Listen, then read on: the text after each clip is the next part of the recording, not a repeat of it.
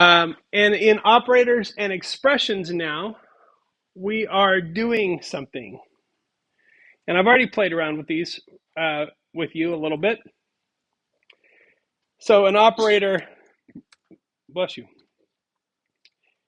In this case, the operator is the plus.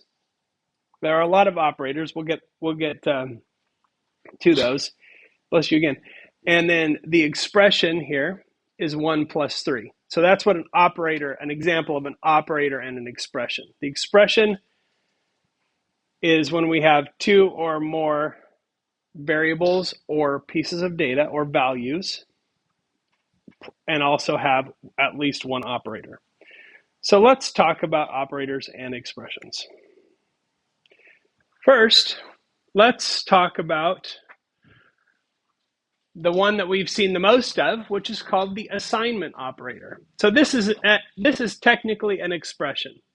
It has a variable, it has a number, and it has one operator. X equals 3. All we're saying there is that the container X has the value 3 inside it. Whenever you see one equal sign, it's assignment, which means we're putting something in a container. So X equals 3 in that case. The addition operator you should be familiar with, right? So in this case, we have an expression that says X is equal to 3 plus 1. So in this case, in this expression, what is the value of X? 4. Nailed it. Somebody's been doing their math homework. All right. So in this case, we have the subtraction, another one that should be familiar to you. X equals 3 minus 1, or X is equal to 2. There you go. You guys are getting the hang of this. Multiplication. Now, we cannot use a multiplication symbol or the X in programming because it would be confused with the letter X. So what we use instead is the asterisk. Okay, that's right above the number 8 on your keyboard. That's what we use for multiplication. So multiplication, X equals 3 times 2, or what? 6. Okay? Likewise, division. Division is not the division symbol that we're used to seeing is not a key that's on our keyboard. So we use the /, right? Now, / and backslash are often confused with one another. There's an easy way to remember which is which, and it does make a difference. Division is always the /. So /s lean in the direction that you read. So you read right to left. This is leaning. I mean, you read left to right. I was testing you. You read left to right. It's leaning in the direction that it's headed. It's leaning forward. So that's an easy way to remember a /. So / is the division symbol. So in this case, X is equal to 9 divided by 3, or the number what? 3. Okay, so those were easy. Here's a little bit more interesting one. When we use two asterisks together, that is an exponent. So in this case, what we're seeing here is X is equal to 2 to the power of 4, or 2 times 2 times 2 times 2, or 16. Okay, so those were real easy. This is probably something you have not seen before or heard of before. It's called modulus. I think modulus is very interesting. And you might be like, when am I ever going to use that? I've never even had a reason to think about this before, let alone I've never heard of it in any of my math classes. But modulus is what we have left after we do division. It's the remainder. And that's all it gives you. So when I say 10 modulus 3, what I'm saying is, what do I have? What's the remainder when I take 10 and I divide it by 3? So 10 modulus 3 is equal to 1. Why is that useful? Why do we care about that?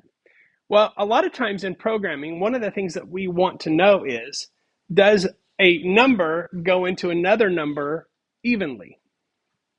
So if I say 10 modulus 3, it'll tell me if 3 goes into 10 evenly or not, because if it does go in evenly, then the modulus will be what? 0. There will be no remainder. So that's an easy way to find out if any number goes into any other number evenly. And that's a problem that we use a lot in programming. You might be like, I don't know, I can't think of when we would use that. But it actually is very, very useful. Okay, very, very useful for a variety of things. And we'll get into that as we go forward. But modulus gives you only the remainder after you do division. So that would be one. Floor division is sort of the counterpart to modulus. Floor division says we're going to divide one number by another number, and we're going to forget about the remainder. We're just going to throw it away. The interesting thing about division and floor division is this. Division always gives you back a float 100% of the time.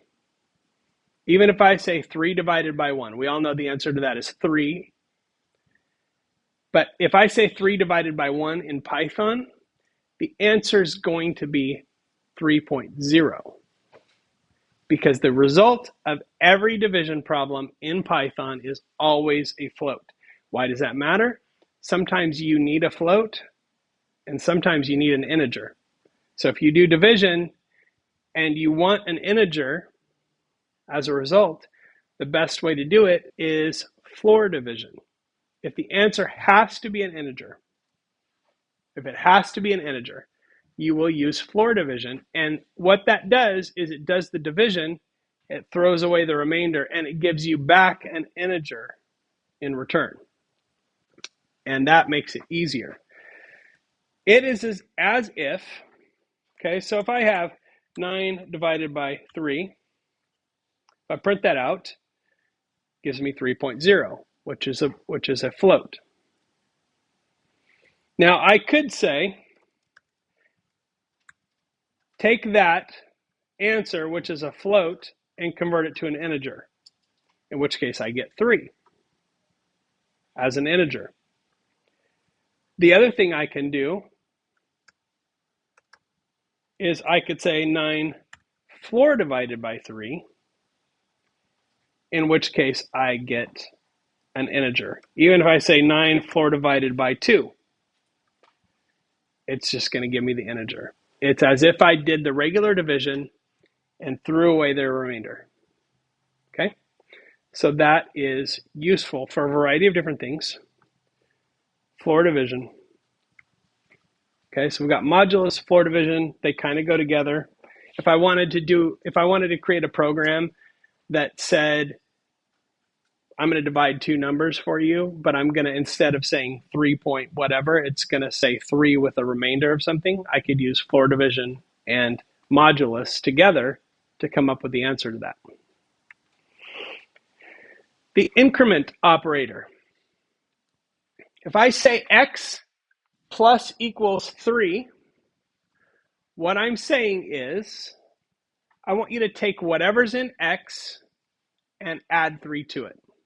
Just whatever's in that box, I don't care what it is, you're going to take that and you're going to add 3 to it. Now, if x happens to be a string in that case, I will get an error because I can't add 3 to a string. But increment allows me to take whatever this is and add it to whatever's in there. It's the same as saying x is equal to x plus 3. So if x starts out at 0, every time I do this, it'll go 3, then 6, then 9. It allows me to count by multiples if I want to. What's more is there's an equivalent increment operator for each of the different operators that we've covered. Subtraction, division, multiplication, exponents, and floor division. There's one missing there, right? And it's the modulus. there's no reason to have a modulus increment operator, because all a modulus does is give you the remainder. There's no reason that you would use that in any kind of pattern. So it doesn't make sense. But all of these other ones you may use. Okay, so that is increment. And we'll use the increment operator frequently throughout the rest of the class.